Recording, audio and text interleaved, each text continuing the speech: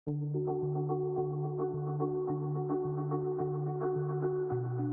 Hiper FM estás comigo, André Silva, e agora também com a Filipa Custóias. Vamos ao episódio desta semana de Uma Pitada de Nutrição. Filipa, conta-me lá, estás bem? Estou bem, a Páscoa foi boa. E a tua? Páscoa foi incrível, incrível. Se vamos falar daquilo que comemos, não vamos, porque não é esse o episódio de hoje. Não é esse o episódio. Não, mas olha, foi bom com os meus, espero que também tenhas passado com os teus, sim, que tenha havido na Páscoa, que tenhas fechado os olhos, claro, que não tenhas contado calorias, que não tenhas contado a quantidade de gordura, de açúcares e essas coisas todas. Exatamente, e fizeste tu muito, muito bem. Ora, hoje em Uma Pitada de Nutrição, a Filipa quer falar de ácidos gordos essenciais. Mas antes disso, Filipa, troca-me isto por miúdos, por favor. Olha, vamos dar continuidade aos episódios anteriores em que andámos a falar sobre gordura. Os ácidos gordos essenciais são aqueles que nós normalmente chamamos de ômega 3 e ômega 6. Exatamente, assim já sabes, não é? Ok, que vem em alguns produtos, vem lá, rico em ômega 3. Vou comer isto porque isto é rico em ômega 3. Exatamente, portanto, o que é importante nós sabermos sobre estes compostos? Então eles têm um papel muito, muito importante na nossa saúde, desde a concepção e ao longo das várias fases da nossa vida. Eles fazem parte da nossa membrana celular, atuam também em algumas questões no nosso metabolismo, expressão genética, portanto têm aqui um efeito muito positivo na nossa saúde, e nós ouvimos-los falar muito em relação à saúde cardiovascular, na prevenção de doenças cardiovasculares, de episódios de infartos, desse tipo de situações. Mas eles realmente... Quando falas em ômega 3, eu lembro-me, por exemplo, do atum e do salmão, porque diz que é rico em ômega 3, mas esta gordura é boa, esta faz bem. Exatamente, então é assim, os ácidos gordos essenciais fazem parte dos ácidos gordos poliinsaturados, que nós falámos nos últimos episódios, e eles diferem um do outro, ou seja, isto é uma diferenciação química, bioquímica, não é propriamente uma coisa que seja fácil de entender, portanto nem sequer vou explicar.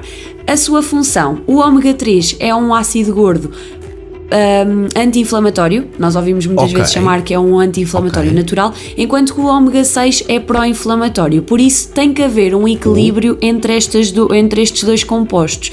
São importantes os dois, sem dúvida, mas o ômega 6 não pode estar a mais, e muitas vezes isso acontece porque o nosso consumo de ômega 3 não é muito fácil encontrar alimentos ricos em ômega 3, e então às vezes acaba por ser algo diminuto. Nós temos duas formas de encontrar o ômega 3. Um ômega 3, por exemplo, nos produtos vegetais, como por exemplo o óleo de linhaça, a chia, as nozes, e temos o ômega 3 na versão animal, que é mesmo a versão final, ou seja, o ômega 3 final, que nós encontramos, por exemplo, no peixe gordo, o atum a cavalo, o salmão, o arenque, a truta. Portanto, estes peixes acabam por nos dar o ômega 3 e nós o absorvemos, e ele tem o tal efeito anti-inflamatório, efeito na nossa saúde cardiovascular. Enquanto que as fontes de origem vegetal, o que acontece é que nós precisamos de converter esse ômega 3 na sua versão final, que vai ter efeito no nosso organismo. E essa conversão às vezes é limitada, ou seja, nós não conseguimos converter totalmente em 100%. Nós estamos a falar entre 2 a 10. Não dá para pegar na máquina de calcular e fazer ali as contas e subtrair, diminuir, dividir e vai dar certo. Não, exatamente, pronto. Portanto, o que é que acontece? Nós precisamos de fazer essa conversão, e a conversão é mesmo uma quantidade pequenina, portanto precisamos de mais fontes. Então o mais fácil é realmente nós apostarmos no consumo de pescado, e nós estamos num país muito privilegiado, num dos países da Europa com maior consumo de pescado. Plantado à beira-mar, sim. Exatamente, portanto no nosso caso se calhar não é muito problemática, por exemplo, a questão de nós a termos acesso, mas às vezes é a falta de incluirmos esse tipo de alimentos na nossa alimentação, não é? Então, sim, normalmente nós falamos em recomendações de cerca de 2 refeições de peixe gordo. À partida é o suficiente. Podemos falar aqui 2 a 3 por semana, exatamente. Por semana. Por exemplo, imaginem, fazem umas postas de salmão. Se fizerem logo para o almoço do dia, para o jantar e para o almoço do dia seguinte, já são 2 refeições. Mas, por exemplo, tanto o atum como a cavala nós conseguimos encontrar enlatado, portanto também acaba por ser aqui uma opção muito rápida para fazer as refeições.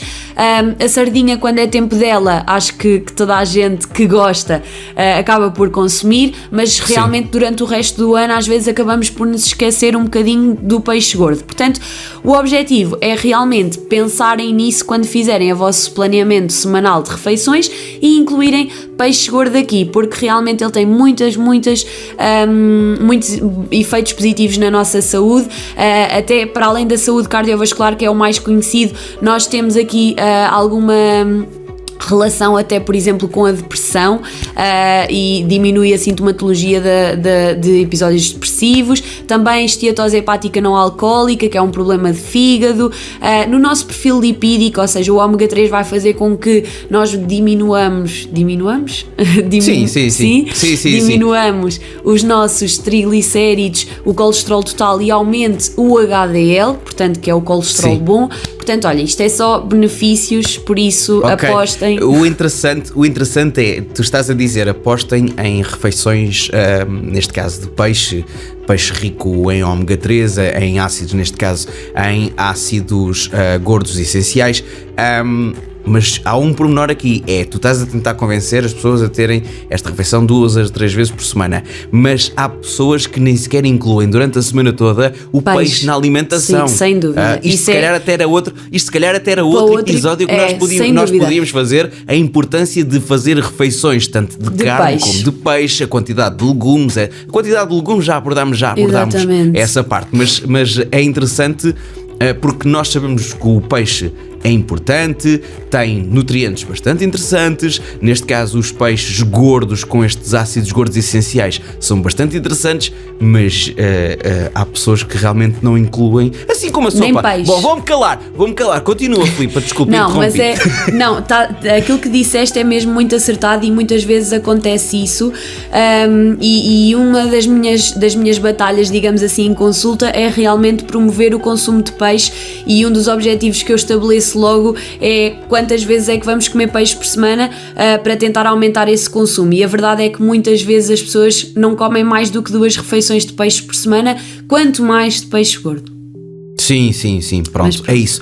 Estamos Fica então aqui o alerta. Sobre este assunto. É isso mesmo. E agora vem aí a época do verão em que sabe bem acender o grelhador e essas coisas todas, e vão ver que e depois juntam os amigos. Agora estamos numa fase mais tranquila em termos de pandemia, juntam os amigos e vamos embora para a frente. Ok, Filipa, um beijinho, voltamos então para a semana para uma pitada de nutrição. Beijinhos, até para a semana.